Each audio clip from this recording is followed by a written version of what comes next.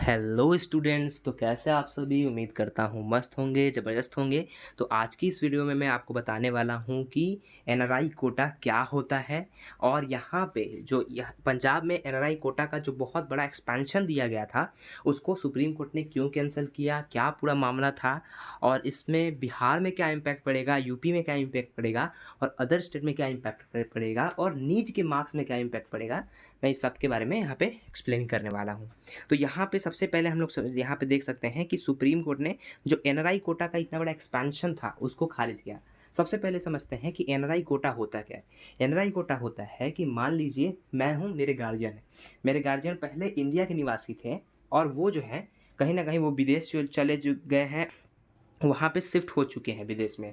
And अगर वो चाहते हैं कि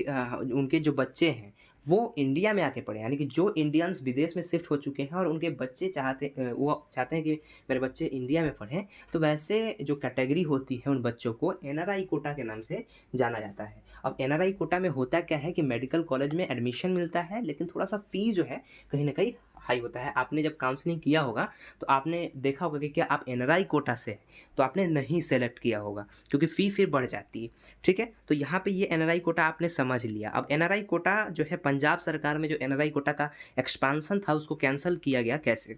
तो यहाँ पे मैं बता दूँ कि पंजाब में क्या था और बहुत सारे स्टेट में क्या था कि एनआरआई कोटा का गलत यूज किया जाता था, क्योंकि यहाँ पे आम आदमी पार्टी है ना, आप यहाँ पे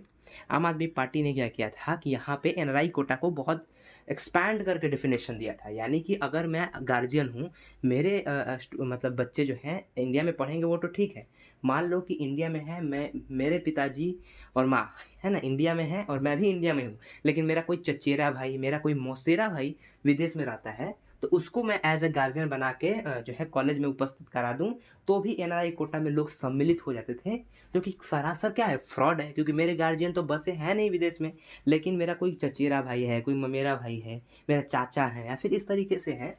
तो यहाँ पे भी उनको विदेश में अगर बसे हैं तो वो उनको क्या करते थे कि एज अ गार्जियन बना के उनको भी एज अ गार्जियन बना के रिप्रेजेंट कर दोगे, तो वहाँ पे भी एनआरआई कोटा का लाभ मिल जाता था। और इसके वजह से होता क्या था कि भाई 200 नंबर पे, 225 नंबर पे भी मेडिकल कॉलेज में सिलेक्शन हो जाता था। अच्छे अच्छे मेडिकल कॉलेज में थोड़ा फ़ीस जो है ज़्यादा लगता था, तो उससे जो 500 वाले बच्चे हैं है ना, 400-450 बच्चे हैं जो प्राइवेट कॉलेज में एडमिशन ले रहे हैं, तो उनके लिए क्या है, नुकसान ही एक तरीके से। ठीक है, तो यहाँ पे हुआ क्या कि अगर हम लोग पढ़ते हैं यहाँ पे देख सकते हैं डी वाई चंद्रचूड़, यहाँ पे supreme court. And supreme court में मंगलवार ने क्या हुआ कि पंजाब सरकार, हुआ क्या था कि पंजाब हाई कोर्ट में पंजाब सरकार के खिलाफ जो एनआरआई कोटा का इतना लंबा चौड़ा एक्सप्लेनेशन देता है पंजाब सरकार, उनके खिलाफ जो है पंजाब हाई कोर्ट में एक वर्डिक्ट आया। तो यहाँ पे पंजाब सरकार ने क्या किया, एनआरआई कोटा को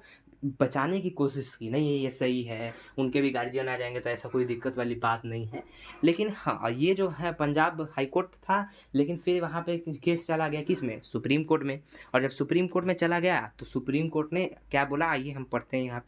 पे देख सकते हैं कि सुप्रीम कोर्ट ने मंगलवार को पंजाब सरकार के उस अपील को खारिज कर दिया जिसमें राज्य में स्नातक मेडिकल यानी एमबीबीएस और डेंटल कोर्स में दाखिल के लिए एनआरआई कोटा की परिभाषा का विस्तार करने के उस फैसले को रद्द करने के हाई कोर्ट के फैसले के खिलाफ अपील की गई थी। ठीक है ना, तो हाई कोर्ट के जो फैसला था